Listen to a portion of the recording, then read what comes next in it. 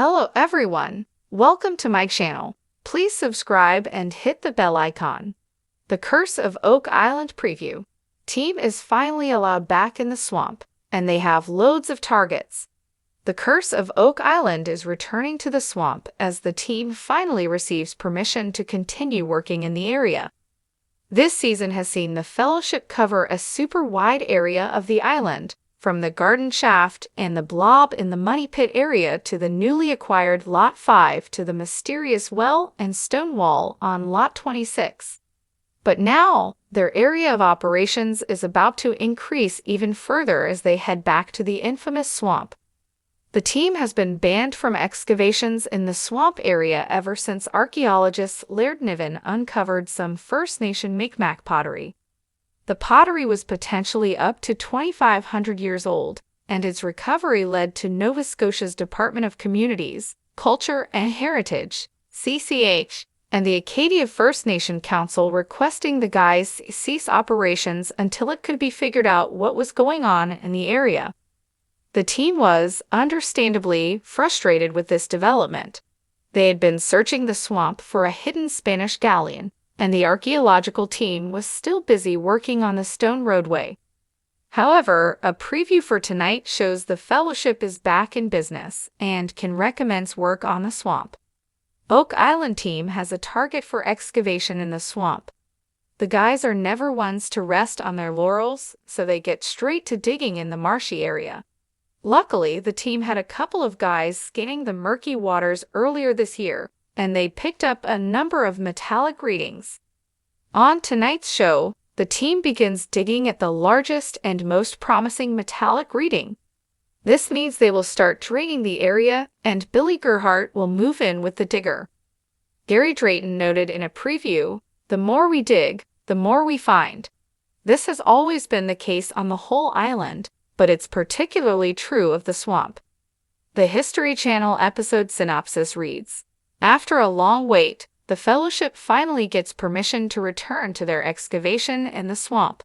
Almost immediately, they make a discovery that could connect all the dots in the mysterious bog. Has the Oak Island team found an offset chamber at the garden shaft? Meanwhile, at the garden shaft, the Duma mining crew are approaching their target depth of about 80 feet. They have been using probing drills in an attempt to locate an offset chamber or tunnel off to the side of the shaft, and it seems they may have found something. A preview states that a drill has hit something solid in the corner of the shaft. Crate Tester teased viewers by remarking, "That's where the gold signal's coming from." As the morning sun crested over the horizon, casting a golden glow over the enigmatic Oak Island, a palpable sense of anticipation hung in the air. The team of treasure hunters, seasoned by years of relentless pursuit, gathered at the edge of the infamous swamp, ready to tackle the mysteries that had eluded them for so long. This season promised something extraordinary, the long-awaited permission to explore the swamp in its entirety, a region that had tantalized them with whispers of hidden secrets and elusive treasures. Rick and Marty Lagina, the brothers at the helm of this grand expedition, stood side by side, their faces a blend of determination and excitement. The swamp had always been a tantalizing puzzle, a murky quagmire hiding tantalizing clues beneath its deceptively placid surface. The restrictions that had previously barred them from a thorough investigation had finally been lifted, and the team was eager to delve into the depths of the marshy expanse. Rick, the older and more reflective of the two, gazed across the swamp with a contemplative look. "This is it, Marty," he said quietly. "We've waited a long time for this moment. The swamp holds the key to so many questions. We have to be meticulous and thorough. Every inch could hold a clue." Marty, the pragmatic and adventurous brother, clapped Rick on the back. "You're right, Rick, but we've got the technology, the expertise, and the determination. Let's get to work and uncover what lies beneath." With the go-ahead from environmental authorities, the team had meticulously planned their strategy. The first phase involved a comprehensive survey using advanced technology. Aerial drones equipped with LiDAR would map the swamp in unprecedented detail, revealing hidden anomalies and features buried beneath layers of silt and vegetation. This high-tech approach was complemented by ground-penetrating radar, GPR, to pinpoint potential dig sites with surgical precision. As the drones buzzed overhead, sending back streams of data, the team analyzed the information in real time. Excitement rippled through the ranks as several promising targets emerged.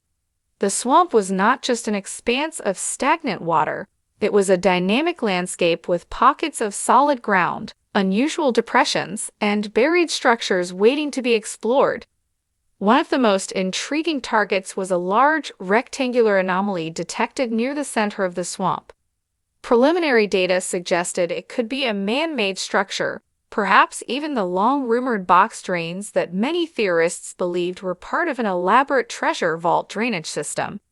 This discovery sent a jolt of adrenaline through the team. Could this be the breakthrough they had been searching for? Rick and Marty wasted no time in assembling a team to investigate the anomaly.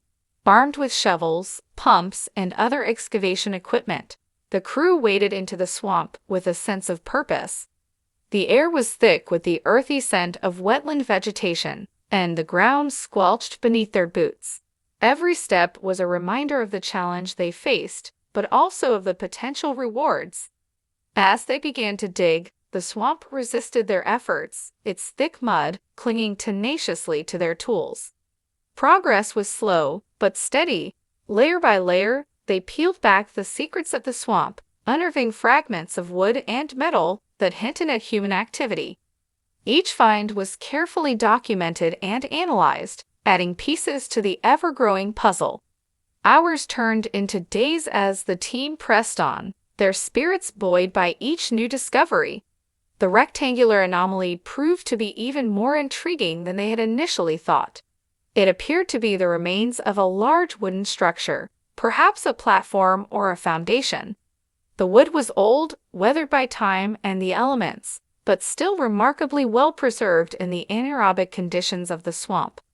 As they excavated further, they uncovered a series of interconnected wooden beams, forming a complex lattice. Could this be part of the legendary box drains, designed to protect the island's hidden treasure by flooding any unauthorized excavation attempts? The evidence seemed to point in that direction, but definitive proof was still elusive.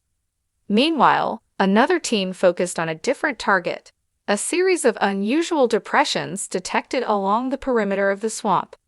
These features suggested the presence of pits or shafts, possibly connected to the island's network of tunnels and booby traps. The idea that these depressions could be related to the infamous Money Pit was tantalizing. Guided by the GPR data, the team began to excavate the depressions. The swamp's resistance was formidable, but the treasure hunters were undeterred. They unearthed more wooden structures, including a shaft lined with vertical planks. The depth and construction of the shaft suggested it was not a natural feature but a deliberately engineered structure. The excitement among the team was palpable.